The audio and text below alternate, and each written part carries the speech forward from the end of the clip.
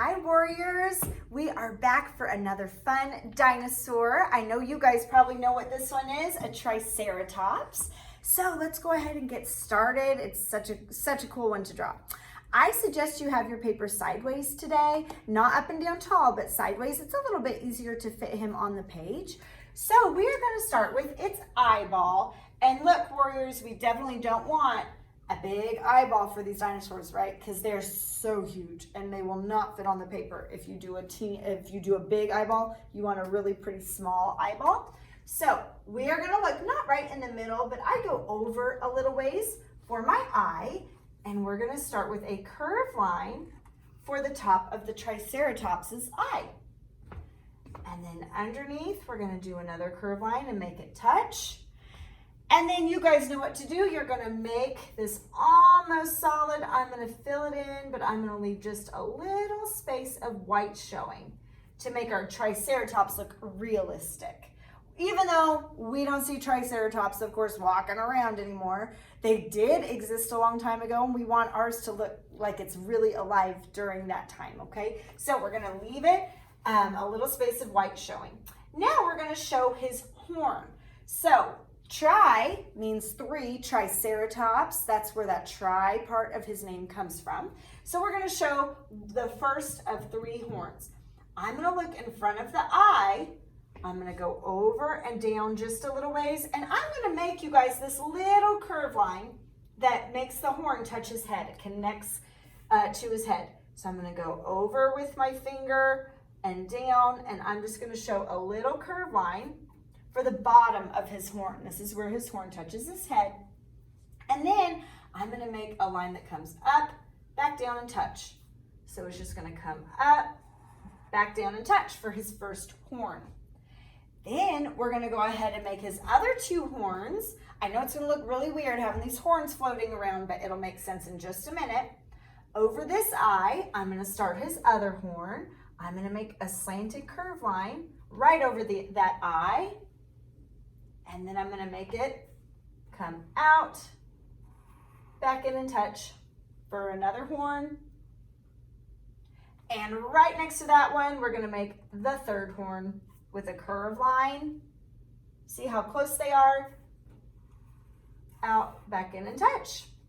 Okay, so we have 1, 2, 3 horns. Let's go ahead and connect them now. Right in between this very first horn that we made, up, I'm gonna make a curve line that makes them touch. So right in between, I'm just gonna make it curve and touch. Then, if you have a little bit of room, I barely have much room. You might not have any room. But if you have a little room and you need to make at the bottom of those two horns, you need to make a little curve line, that's fine. Go ahead and do that. And then we're gonna make his crest, this big curve line up for his the crest on his head. So we're gonna make it curve up however tall you want. So starting right here, I'm just gonna make it curve up however tall you want. And then we're gonna make it curve it back down and in towards the eye. But look, it's not touching the eye, is it? It just kind of curves back down and it's gonna curve towards the eye. And look, I'm gonna stop it. It's not going to touch the eye. Now for the front part of his mouth, they have sort of funny shaped mouths. It almost looks like a bird's beak. It sort of curves forward and down, and there's kind of a sharp point. And so at the end, or excuse me, at the bottom of that horn, I'm gonna make a little curve line that comes down for the front of his mouth. And I'm gonna keep it pointy on the end. I'm gonna bring it up just really skinny next to it. And then I'm gonna make the mouth. I'm gonna make it come back a little ways and stop. See how it doesn't touch anything? I stopped it before it touched. On the bottom, for the bottom part of his mouth, this is where his mouth can open. Not at the end of that pointy beak, but back just a little ways. I'm gonna make another very short curve line down. And then it's gonna curve over a little bit past the mouth. See how it curves past the mouth? And then it's just gonna curve up and touch. So watch. It just curves up and touches that crest. Okay, so now we are going to start his leg. But first, we're gonna make this curve line for, you just see just a little bit of his neck starting into his chest. So towards the back, see where it starts to curve up here for his jaw. That's where I'm gonna start. I'm just gonna make a little curved line that slants back. And now I know where to start the leg. Not at the end of this line, but up just a little ways. I'm gonna start his leg. I'm gonna make a line that comes down for however tall. Now, they don't have super tall legs. They were huge animals, but their legs like weren't really, really tall and skinny like a giraffe's, right? So you don't want a super long line there.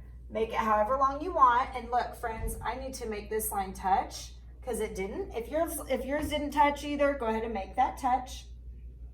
And then decide how wide you want his leg to be. I wouldn't make it super skinny, right? He'd fall right over. He needs nice, thick, heavy legs to hold his heavy body. I'm just gonna double that and then make it curve over and touch. And then his other leg you can barely see.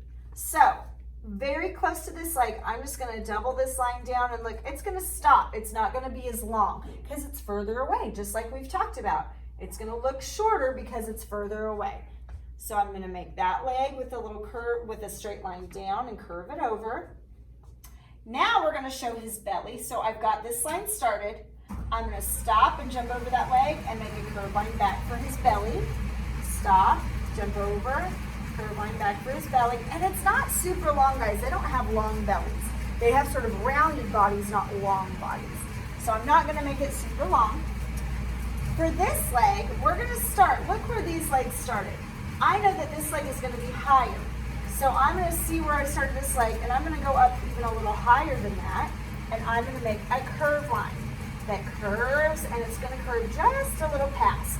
See how it curves past that line a little bit?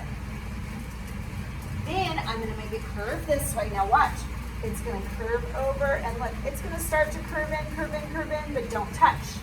See how I stopped it before they touch? And then I'm gonna make 1, 2 straight lines down. And look, we're gonna try to get them about even. If they're not exactly even, that's okay. We're gonna try to make them even, and then I'm gonna make it touch. Just like we did with this front leg.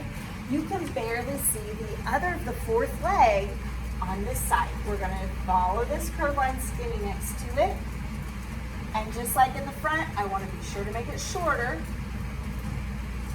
and then make it touch. Okay, before I forget, let's add some toenails. Kind of like elephants, they have like big, thick, flat looking toenails. So you might not see all of them since his legs are turned to the side. You might just see 1 or 2.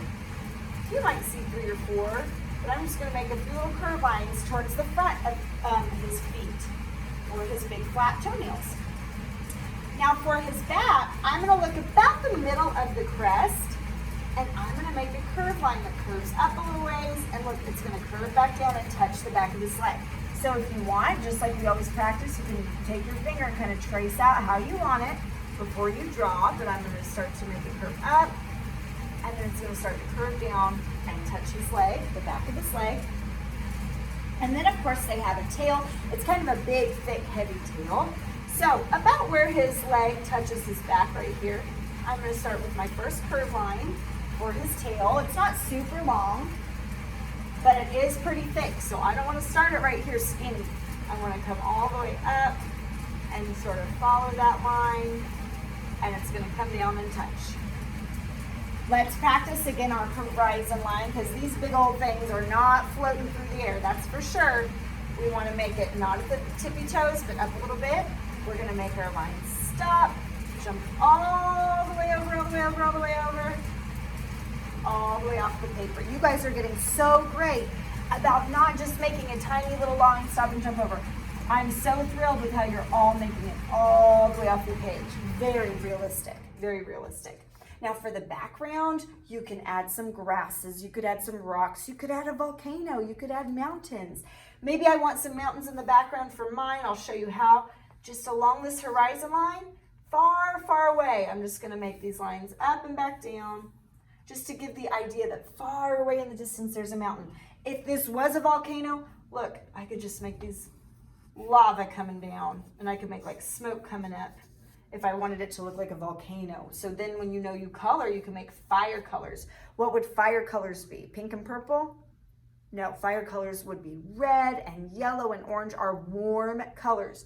So that's what's gonna make this look like a volcano if you use warm colors to color in that flowy lava, okay? But of course, if you would rather have trees or a pretty sunset in the background, that is great too. So think about the colors that you want to use.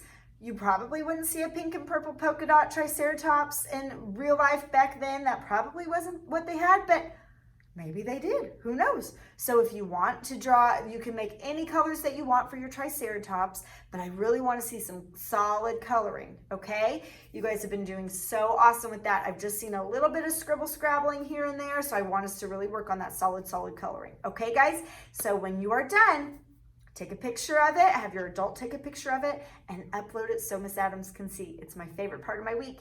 I can't wait to see your Triceratops. I love you all. I hope you're healthy and well, and I'll see you soon. Bye, guys.